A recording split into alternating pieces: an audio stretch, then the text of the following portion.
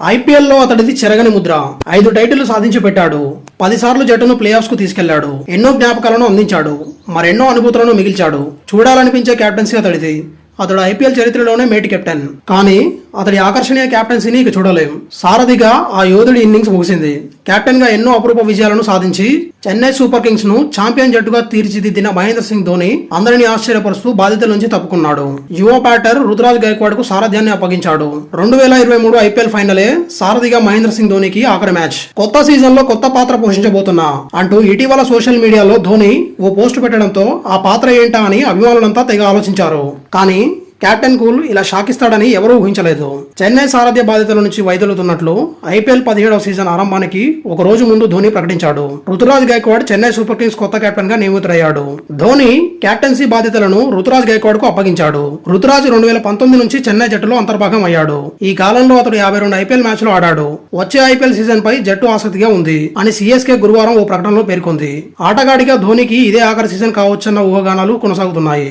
ధోని ఏం చేసినా జట్టు ప్రయోజనాల కోసం చేస్తాడు. కెప్టెన్ల సమావేశానికి కొద్దిసేపటి ముందే నాకు ఈ విషయం తెలిసింది.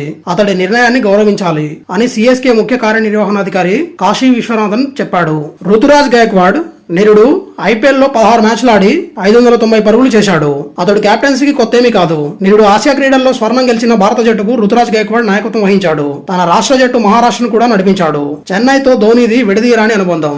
ఆటగాడిగా నిష్క్రమించినా కూడా అతడు ఏదో ఒక పాత్రలో సిఎస్కేతో కొనసాగుతాడని భావిస్తున్నారు. చెన్నై జట్టు 2022లో కూడా నాయకత్వ మార్పిడికి ప్రయత్నించింది. కెప్టెన్ గా జడేజా పేలవ ప్రదర్శన చేయడంతో 8 మ్యాచ్ల తర్వాత తిరిగి ధోని చేతికి పగ్గాలు వచ్చాయి. అప్పుడు మేము సఫలం కాలేకపోయాం. ఈసారి పరిస్థితులు వేరు అని కాశీ విశ్వనాథ్ అన్నాడు.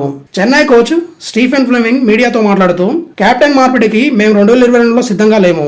ధోనికి ఆటపై అవగాహన చాలా ఎక్కువ. నాయకత్వం కోసం కుర్రాలను సిద్ధం చేయాలనుకున్నాం. ఈసారి మాత్రం కెప్టెన్సీ మార్పిడికి సిద్ధంగా ఉన్నాం అని చెప్పాడు. 42 ఏళ్ల ధోని 2020లో అంతర్జాతీయ క్రికెట్ కు గుడ్ బై చెప్పిన సంగతి తెలిసిందే. 252 ఐపీఎల్ మ్యాచ్లు ఆడిన ధోని 135.91 స్ట్రైక్ రేట్ తో 5082 పరుగులు చేశాడు. రుతురాజ్ గైక్వాడ్ మాట్లాడుతూ చెన్నైకి కెప్టెన్ కావడం గొప్ప గౌరవం. అంతకు మించిన పెద్ద బాధ్యత. ప్రతిభావంతులతో కూడిన జట్టును నడిపించేందుకు ఆసక్తిగా ఎదురు చూస్తున్నా. జట్టులో ఎక్కువ మంది అనుభవజ్ఞులే. ముఖ్యంగా నన్ను నడిపించేందుకు మహీబాయ్ ఉన్నాడు. జడేజా, రహానెలు కూడా ఉన్నారు. అందుకే నేను దేని గురించి ఆందోళన చెందట్లేదు. కెప్టెన్సీని ఆస్వాదిస్తా అంటూ రుతురాజ్ గైక్వాడ్ చెప్పుకొచ్చాడు. కెప్టెన్సీ మార్పుపై రోహిత్ స్పందిస్తూ ధోని నిర్ణయం వెలువడిన కాసేపటికే అతడితో ఉన్న బంధాన్ని రోహిత్ శర్మ తన ఇన్స్టా అప్డేట్ లో ఓ ఫోటోతో పంచుకున్నాడు. కెప్టెన్ గా ఉన్న సమయంలో ఇరువురు చేయి కలుపుతున్న దృశ్యాన్ని షేర్ చేశాడు. కింద షేక్ హ్యాండ్ ఎమోజీని ఉంచాడు. మరోవైపు ఈ సీజన్ నుంచి ముంబై ఇండియన్స్ కెప్టెన్ గా రోహిత్ శర్మ స్థానంలో హార్దిక్ పాండ్యా బాధ్యతలు స్వీకరించిన విషయం తెలిసిందే. ఈ నేపథ్యంలోనే ధోని నిర్ణయంపై రోహిత్ స్పందనకు ప్రాధాన్యం ఏర్పడింది. Thank you for watching. Please like, share, comment and subscribe for more videos. Daily dose YouTube channel.